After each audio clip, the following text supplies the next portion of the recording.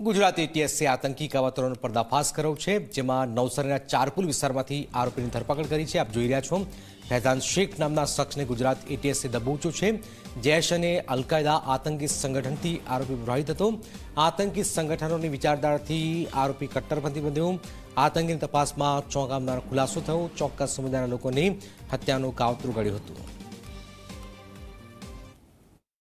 जैश ए मोहम्मद અને અલ કાયદા જેવા આતંકી સંગઠનો સાથે સંકળાયેલો મૂળ યુપીનો યુવાન નવસારીના ઝારાવાડમાંથી મળી આવ્યો છે। હાલ આપણે જે છે એ ઝારાવાડના મુન્ના ટેલર નામના શખ્સની દુકાનમાં છે અને અહીં જે છે એ લગ્ન સંબંધી શૂટ શેરવાની જેવા જે વસ્ત્રો બનાવવામાં આવી રહ્યા છે અને અહીં જે છે એ 10 થી વધારે કારીગરો કામ કરે છે, જેમાં કેટલાક જે છે એ ઉત્તર પ્રદેશના છે। મુન્ના ટેલર જે છે એ મૂળ ઉત્તર પ્રદેશના હોવાથી ઉત્તર પ્રદેશના કારીગરો અહીં આવતા હોય છે। જે ગુજરાત એટીએસની જે કામગીરી થઈ એમાં ફૈઝાન શેખ નામનો જે યુવાન છે એ મૂળ ઉત્તર પ્રદેશના નર્મદનગરનો રહેવાસી છે અને નર્મદનગરથી એ અહીં કામ માટે આવતો હતો। છેલ્લા 3-4 વર્ષથી આવે છે અને આ જે જગ્યા છે એ જગ્યા ઉપર એ રહેતો હતો। અહીં જે કામ કરે છે અને આ જે સિલાઈ મશીન છે એ સિલાઈ મશીન પર બેસીને એ કામ કરતો હતો। મહત્વની વાત છે કે જે ફૈઝાન જે છે મોબાઈલ ઉપર વધુ કામ કરતો રહેતો હતો અને કલાકો સુધી એની માતા સાથે પણ વાત કરતો હતો, જેમાં શું વાત હતી એ ખબર નથી, પરંતુ કલાકો સુધી એ વાત કરતો હતો અને માતા સાથે વાત કરતો હતો એવી વાતો છે। ત્યારે સીધા જ આપણે જે છે આ દુકાનના માલિક જે છે એમની સાથે વાત કરીશું। જી, આપનું નામ? सर, मेरा नाम इस्लामुद्दीन अलाउद्दीन शेख। मैं मुन्ना टेलर के नाम से मैं यहाँ पे काम करता हूँ। 12-15 साल से मैं यहाँ पे रहता हूँ। 12-15 साल से रहता हूँ सर। काम करता हूँ टेलर का, शोरूम से काम लेकर आता हूँ और कटिंग करता हूँ। मेरे पास ये कारीगर 8-10 कारीगर सीजन के हिसाब से आते हैं और काम करते हैं। और ये फैज़ान जो है वो कहाँ से था और फैज़ान भी सर ये जिला रामपुर तहसील स्वार नर्मदानगर का रहने वाला है और भी कारीगर वहीं के रहने वाले हैं। मैं भी वहीं का रहने वाला हूँ और मेरे पास काम करता है, सीजन के हिसाब से आता है और बाकी अपने गाँव चले जाते हैं। सब लोग ईद पे अभी जाने की तैयारियां न रहे, सीजन करने के नहीं आते हैं। जी सर। ये फैज़ान जो है कितने साल का है और कितने सालों से आपके पास? 18-19 साल की एज है इसकी। बाकी थोड़ा हेल्दी है और बाकी ये 3-4 साल से यही सीजन के लिए 5-6 महीने के लिए काम करने के लिए आते हैं सर। गुजरात एटीएस जब आई थी तो क्या पूछताछ हुई, कैसे उसको पकड़ा? हाँ, तो उन्होंने यही पता करा, बोले क्या पता आप कब से काम कर रहे हो, क्या काम करते हो। मैं सर हम टेलर का काम करते हैं, बाकी और लोग भी सब काम कर रहे हैं, तो बस यही पता करा। ये आतंकी संगठनों के साथ जुड़ा है, ऐसा आपको कोई शक नहीं हुआ? नहीं सर, ऐसा कोई शक नहीं हुआ। बस वो अपनी माँ से बात करता था, आधा-पौन घंटा बात करता था, तो हमने देखा उसे। बाकी और अपने को कोई जानकारी नहीं सर उसके बारे में। जी, उसके पास से हथियार भी मिले हुए हैं, तो कुछ संदिग्ध कार्रवाई यहाँ पे करता हो, कहीं पे जाता हो, ऐसा नहीं कुछ? नहीं सर, कहीं नहीं जाता था। बाकी उसके बारे में अपनी कोई जानकारी नहीं सर। તો ફૈઝાન જે છે એ આ ઘરમાં રહેતો હતો અને આ ઘરમાં જે રહીને સિલાઈ કામ કરતો હતો, સૂટનો કારીગર હતો અને રેગ્યુલર જે ફૈઝાન જે છે એ અહીં 3-1 વર્ષથી આવતો હતો। મોહરમ બાદ એ આવે છે અને ઈદ સુધીમાં પાછો જતો રહે છે, કારણ કે આ જે સિઝન છે એ સિઝનમાં લગ્નની સિઝન વધારે હોય છે। હાલમાં તો ગુજરાત એટીએસે આ ફૈઝાન શેખની ધરપકડ કરી છે અને એ ધરપકડ દરમિયાન એની પાસેથી હથિયાર અને દારૂગોળો પણ મળ્યો છે। મહત્વની વાત છે કે ફૈઝાન અમુક ચોક્કસ વ્યક્તિઓને ટાર્ગેટ કરીને એને મારવાના પ્લાનમાં હતો, ત્યારે એ ચોક્કસ વ્યક્તિઓ કોણ છે, એની સાથે અન્ય કેટલા સ્લીપર સેલ્સ છે કે કેટલા આતંકીઓ સાથે જોડાયા છે, આ તમામ બાબતની જે તપાસ છે જે એ ગુજરાત એટીએસ કરી રહી છે। પરંતુ હાલમાં તો નવસારીમાંથી આતંકી મળતા નવસારીમાં ચકચાર મચી છે અને ગુજરાત એટીએસ જે છે એ આની વધુ કડી શોધવામાં મંડી પડી છે। ધવલ પારેખ, ઝી મીડિયા, નવસારી। તો ચોક્કસ સમુદાયના લોકોને ટાર્ગેટ કરવાનું કાવતરું હતું। આતંકી સંગઠનનો પર્દાફાશ ગુજરાત એટીએસે આતંકી કાવતરાનો પર્દાફાશ કર્યો છે। નવસારીના ચારપુલ વિસ્તારમાંથી આરોપીની ધરપકડ પણ કરાઈ છે।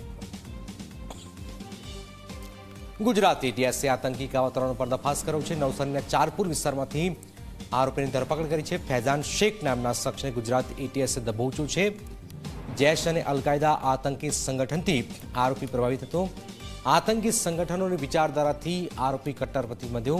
આતંકીની તપાસમાં ખુલ્યો છે ચોંકાવનારો ખુલાસો। ચોક્કસ સમુદાયના લોકોની હત્યાનું કાવતરું ઘડ્યું હતું। આતંકી કૃત્યને અંજામ આપવા માટે આરોપીએ હથિયાર મંગાવ્યા છે। ફૈઝાન શેખ મૂળ યુપીના ડુંડાવાલા ગામનો વતની છે. કાવતરામાં સામેલ અન્ય આરોપીઓની શોધખોળ પણ હાથ ધરાઈ છે.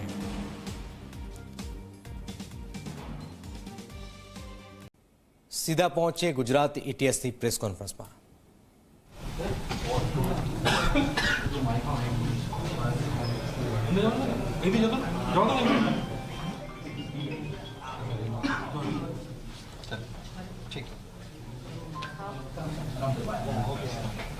ચલો રેડી હવે ને સર, એક આતંકી સંગઠન સાથે જોડાયેલા વ્યક્તિની ધરપકડ થઈ છે. ક્યાંથી થઈ છે, કોણ હેન્ડલર છે, કઈ દિશામાં આપણે તપાસ કરીને આપણે માહિતી મળી છે કે આ આતંકી ઘટનાને અંજામ આપવાનો હતો? આ બધાને ખબર છે કે ગુજરાત એટીએસમાં જે ટેરર વિરોધી કેસીસ છે એ કરવાનો એક કન્ટિન્યુઅસ એક્ટિવિટી હોય છે. આ જ એક્ટિવિટી દરમિયાન બધા અધિકારીઓને સૂચના હતી. ગુજરાત એટીએસના ડીવાયએસપી શ્રી હર્ષ ઉપાધ્યાયને એક બાતમી મળી હતી કે એક ફૈજાન નામનો શખ્સ છે જે કે મૂળ રામપુર ફૈજાન નામનો એક શખ્સ છે જે કે મૂળ રામપુર યુપીનો રહેવાસી છે અને લાસ્ટ લગભગ 3-4 વર્ષથી નવસારી ખાતે રહે છે. દરજીનો કામ કરે છે અને સમયાંતરે એના મૂળ વતન પણ જાય છે. અને આ જાતે ઘણો રેડિકલ છે. આ એવા લોકોને મારવાનો ષડયંત્ર રચી રહ્યો છે જે કે આને મુજબ પૈગંબર વિરુદ્ધમાં કંઈ સ્ટેટમેન્ટ કરતા હોય, વધારે બોલતા હોય અને સાથે સાથે આ જૈશે મોહમ્મદ અને અલકાયદાની જે વિચારધારા છે આનાથી ઘણો પ્રભાવિત છે. આ લોકોના ચેનલ્સ વગેરે ફોલો કરે છે અને આ લોકોના કહેવા મુજબ ભારતમાં જેહાદ ફેલાઈને અને કાશ્મીરને ભારતથી અલગ કરવા માટેની કાવતરામાં પણ સામેલ હોય એ રીતની આની પ્રાઇમા ફેસી એક ઇન્ફોર્મેશન મળી હતી. આ ઇન્ફોર્મેશનને ડેવલપ કરવા માટે wildlife sub inspector Nikunj Joshi અને પીએસઆઈ ડીવી રબારીની એક ટીમ બનાવવામાં આવેલી. આ લોકો દ્વારા એનાલિસિસ કરવામાં આવેલો અને જાણવા મળેલ કે આ એક અલ ફૈજાન ગાઝા કરીને એક ઇન્સ્ટા આઈડી છે જે ચલાવી રહ્યો છે. એને એનાલિસિસમાં ઘણો બધો અમને રેડિકલ કન્ટેન્ટ અને એની જે આતંકી કૃત્ય કરવાની જે એના જે ટાર્ગેટ્સ હતા આ બાબતમાં જાણવા મળેલ. એક મોટી ટીમ બનાવવામાં આવેલી જેની અંદર PI NR Brahmbhatt, CH Panara, KB Desai, AP Parmar, PB Desai, VR Jadeja, Manal Shah વગેરે બધા અધિકારીઓ જોડાયેલા. નવસારી એસઓજી અને નવસારી જિલ્લા પોલીસની ટીમને પણ સાથે રાખવામાં આવેલી અને આ જે ફૈજાન નામના માણસની ટેકનિકલ અને હ્યુમન ઇન્ટ મારફતે એની ઓળખ કરવામાં આવેલી. એને ત્યાં ડિટેન કરવામાં આવેલો. એ ડિટેન્શન પછી જ્યારે એની ચેકિંગ કરવામાં આવેલી તો એના પાસેથી ઘણી બધી શંકાસ્પદ અને રેડિકલ વસ્તુઓ મળી આવેલી. સૌથી પહેલાં એની પાસેથી એના કબજેથી એક પિસ્ટલ અને 6 જીવતા રાઉન્ડ મળી આવેલા. જ્યારે એનો ફોન ચેક કરવામાં આવેલ તો આ એ અલ ફૈજાન ગાઝા અને એક બીજી પણ ઇન્સ્ટા આઈડી ચલાવતો હતો. એના ઉપર એક ઘણો બધો રેડિકલ કન્ટેન્ટ જે કે અલકાયદા અને જૈશે મોહમ્મદનો હોય એવા વિડીયોઝ અપલોડ કરતો હતો. સાથે સાથે એની જાણ મુજબ જે પૈગંબર વિરુદ્ધ બોલતા હોય એવા લોકોના ટાર્ગેટના નેમ્સ અને ફોટોગ્રાફ્સ વગેરે પણ અને એના વિરુદ્ધ આના જે વિચાર છે જે એના મારવાની એની પ્લાનિંગ છે એ બાબતમાં પણ આ લખતો હતો. સાથે સાથે ઘણા બધા ટેલિગ્રામ ચેનલ્સની અંદર પણ ગ્રુપ્સમાં પણ એ જોડાયેલો હતો જેમાં આ રીતના ટાર્ગેટ્સ બાબતે એ માહિતીઓ આપલે કરતા હતા. જે ઘણા બધા એવા ચેનલ્સ છે જે ખાસ કરીને હું કીધા કે જૈશે મોહમ્મદના જે ચેનલ છે જેમાં ખાસ કરીને મુફ્તી મસૂદ અઝહર છે, અબ્દુલ રૌફ છે, આને ઘણો બધો ફોલો કરતો હતો. આને વિચારધારાથી બહુ પ્રભાવિત હતો. આને કહેવાથી આ લોકો જૈશે મોહમ્મદ તરફથી કોઈ પણ ઇન્સ્ટ્રક્શન મળે તો એક વૃહદ જે ડિટેલ્ડ યા મોટા સ્કેલે અગર કોઈ જેહાદ હોય તો એની અંદર પણ જોડાવાની એની ઈચ્છાને એ ઓનલાઈને સમર્થન આપેલો હતો. આ એક મોટો એક રીતે કહી શકાય કે ટેરર મોડ્યુલ હતો જેમાં સિંગલ જે આપણે લોન વુલ્ફ કહીએ છીએ એ રીતની આ પાર્ટી હતી જે કે એની રીતે સોશિયલી ઓનલાઈન યા કોઈ પણ જગ્યાથી કોઈ પણ આવા સ્ટેટમેન્ટ્સ હોય કોઈ વ્યક્તિ મારફતે આપેલા જેમાં એ વિચારે કે ભાઈ આ પૈગંબર વિરુદ્ધ છે તો એના માટે જાતે યા એના બીજા જે લોકો છે ગ્રુપમાં જે જોડાયેલા લોકો આને સાથે મળીને એને મારવાની સાજિશ એ લોકોએ કરતા હતા. સર, આ જે હથિયાર ક્યાંથી લાવ્યો હતો, ફાઇનાન્શિયલી આને કોણ પૂરું પાડતું હતું, ટાર્ગેટ કોણ હતા આના? એ વેપન માટે પ્રાથમિક જે પૂછપરછ થઈ એની અંદર એ લગભગ 6 મહિના પહેલા એના મૂળ વતન રામપુર ગયેલ હતો અને એ રામપુરમાંથી એક શખ્સથી એ વેપન પરચેઝ કર્યા હતા જે વેપન છે આ એક લોકલ ઇન્ડિયન મેડ વેપન છે, પરંતુ એની ક્વોલિટી થોડી સારી છે અને ત્યાંથી લઈને આવ્યા હતા. ટાર્ગેટ બાબતે એ ઘણા બધા લોકોને ટાર્ગેટ કરવા માટે આ ફોટોગ્રાફ્સ અને નામ છે, એના ડિટેલ નેમ્સ અને એની ડિટેલ ફોટોગ્રાફનું એનાલિસિસ કરીને પછી અમે એના બાબતે આગળની તપાસ હાથ ધરશું. ફાઇનાન્શિયલી કઈ રીતે મજબૂત પૈસા પોતે આપતો હતો કે ત્યાંથી કોઈ આપતો હતું હેન્ડલર? એ અહીંયા હું કીધા આપણે દરજીના કામ કરતા હતા અને સારા સૂટ અને એ બધું સીવવાનું કામ કરતો હતો. તો ફાઇનાન્શિયલી એ વેપન જે છે, વેપનની કોસ્ટ લગભગ 30,000 રૂપિયા છે, એ જાતેથી એને પૂરો પાડવ્યા છે. આપે કીધું કે સિંગલ છે, પણ આની સાથે કોઈ બીજા જો હોઈ શકે એવું લાગે છે? રામપુરના બીજા કોઈ અથવા સાથે રહેતા? એમાં સૌથી ઇમ્પોર્ટન્ટ જે નામ આવી રહ્યો છે, અમે એના થોડો પ્રાઇમોફેસી ચેટિંગ વગેરે બધી જોઈ છે, તો એક મોહમ્મદ અબુ બકર કરીને એક માણસ છે, જેની સાથે આ જાતેથી પણ અને સામેથી પણ એને ઘણા બધા Jaish-e Mohammed al-Qaeda related video share થયા છે.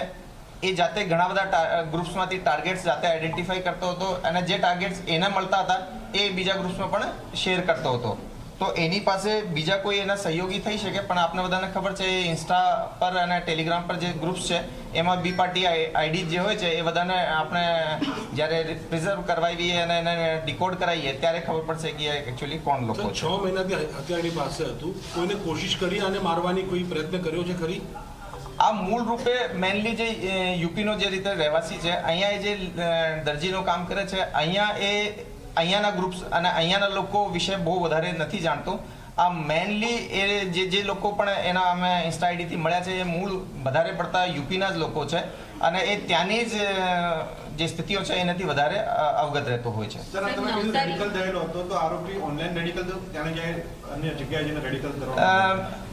આ લગભગ 2-3 વર્ષથી એ રીતની રેડિકલ એક્ટિવિટીઝમાં સંકળાયેલો છે અને અમને પ્રાઇમોફેસી એ ઓનલાઈન જ રેડિકલ થયો હોય એવું પણ પ્રાઇમોફેસી જાણવા મળેલ છે, પરંતુ એનો ડિટેલ્ડ ઇન્ટ્રોગેશન હવે કરવામાં આવશે. કાલે એને અમે નવસારીથી રિમાન્ડ લઈને આવ્યા છીએ. કાલે લેટ નાઇટ ટીમે પહોંચી છે. 12 દિવસના અમારી પાસે એના રિમાન્ડ છે.